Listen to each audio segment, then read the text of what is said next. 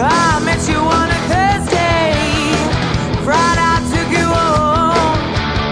Well, Saturday I'm begging you, baby, just leave me alone.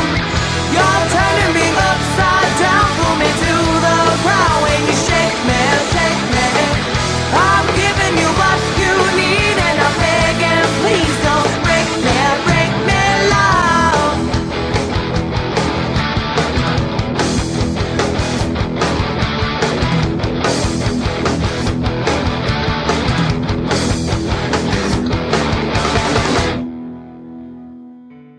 Well, it turns out that Mondane had an apprentice named Minax, who also happened to be his girlfriend, so when you shoved a blaster rifle up his ass, it kinda became personal.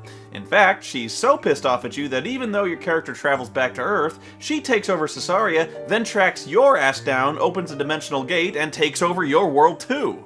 Or at least I think that's what's going on in the context of the whole Ultima story arc. At this point it's a little muddy as to exactly what's going on and where we are, since the map has now changed from Caesarea to Earth as we know it, and yet Lord British is still around because he lives in a castle in the UK. And the real question isn't so much where we are as when we are, because there's actually a time travel storyline as well. Minax is doing some kind of time compression thing like the Sorceress in Final Fantasy VIII, and the timelines are all fucked up, so who the hell knows. Even more pressing a question, if your character is supposed to be the hero from Earth, how come you can choose a race between human, elf, dwarf, and hobbit? Look, they're little people, I get it, but you don't need to demean them further by calling them fucking hobbits. Or is the Shire an actual place and Peter Jackson just went to shoot there on location for Lord of the Rings? In this game, you're running around a map of Earth, jumping through time gates that lead you to eras before and after Minax has enacted her holocaust over the world.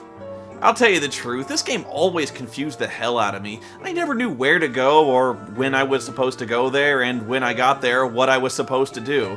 Even reading the walkthroughs just made no sense. I'll try to explain. Okay, bottom line, the goal is you have to kill Minax, who lives in a castle in the Time of Legends, which is protected by legions of demons and force fields. To get past the monsters, you need magic coins to negate and freeze time. To get through the force field without getting incinerated, you need the magic ring. Of course, the game never specifically tells you that's what the ring does, just that you should probably find one. Where's the ring? Well, one guy somewhere tells you that Father Antos has the ring. Where is he? Well, another guy tells you he's on planet 10, which is where the red Lectroids live, I think. And yeah, that means you have to go into outer space again. But luckily, the Empire and its TIE fighters have left the system. So how do you get into outer space? Unfortunately, all the spaceship dealers were wiped out in the apocalypse, so the only rockets you can find belong to the remnants of the Soviet Union. You have to sneak past the KGB, break into their test launch facility, hijack a rocket, and blast off! Oh, and I hope you're wearing power armor or you'll just die.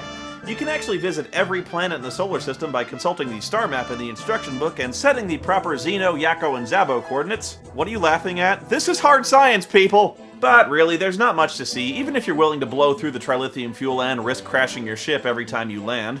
Nobody has anything important to say. Like, one chick on Mars threatens to blast you if you go into a store, and doesn't. And another guy on Jupiter asks you where he can find a duck. At this hour? I also probed Uranus, which is big and swampy and full of craters, but is otherwise uninteresting. Actually, there's only one town there called New Jester, but for the life of me I couldn't figure out why. But if I were to guess, I'd say it's where all the jesters of the world were exiled for making endless Uranus jokes.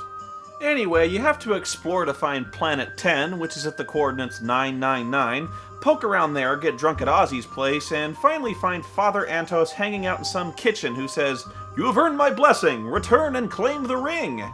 But of course he never explains what the ring does, or where to return to claim it. It turns out you have to go to New San Antonio and find some guy hanging out under a tree who says, "I'm an old man," and then you have to use a special undocumented keyboard action to offer him 500 gold pieces, and then he gives you the ring. What the fuck? How am I supposed to know that? I must have seen every single line of dialogue in this game, and I don't think there's a single person here who explains this. This guy certainly doesn't help. He doesn't even say he has the ring. He just says he's an old man. Why would I spontaneously shove a sack of 500 gold pieces into his hand? And yes, you actually have to go to Planet 10 to get Antos' blessing, or the old guy won't give you the ring. Oh, he'll take your money, but he won't give you the ring. How the fuck does this guy know? Does Antos update his fucking Facebook or something?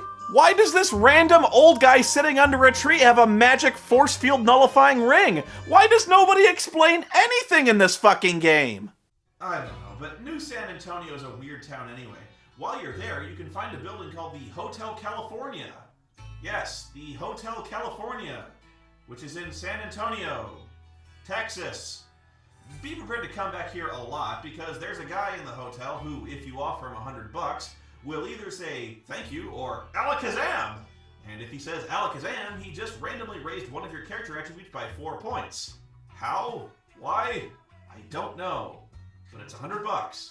This is the only way I ever found to level my stats up, and you need to do this because it seems like you're never able to equip new items because you're either not strong or agile enough.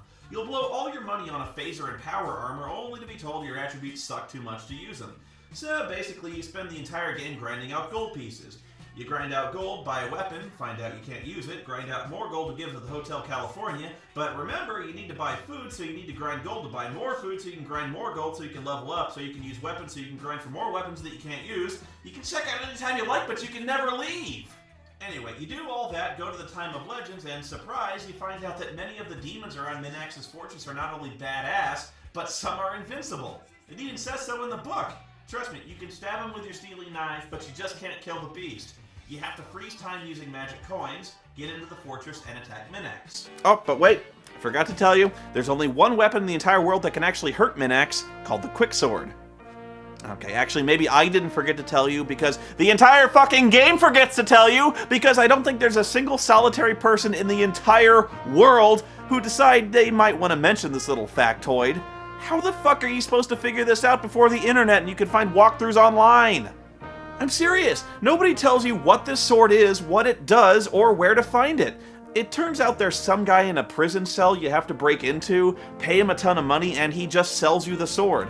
And don't even ask me how a guy gets locked in a prison cell with his magic sword, and why he's so eager to sell it for gold pieces when you just broke him out of jail. And Minax is annoying in her own unique way. She does this thing where every time you hit her, she teleports between Chamber 1 and Chamber 2, which are conveniently labeled, forcing you to run back and forth between the two rooms, slapping her around until she finally drops dead.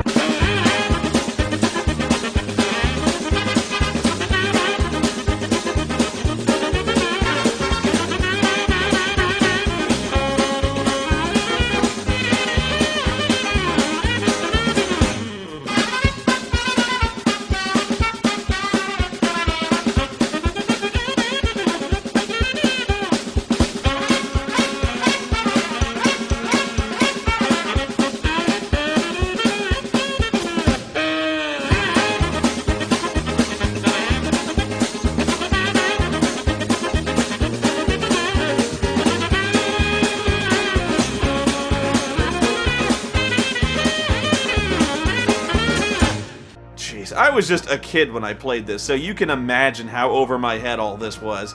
I guess it did introduce a lot of depth and complexity to a relatively shallow gaming genre at the time, but it just confused the hell out of me. Some dance to remember, I dance to forget.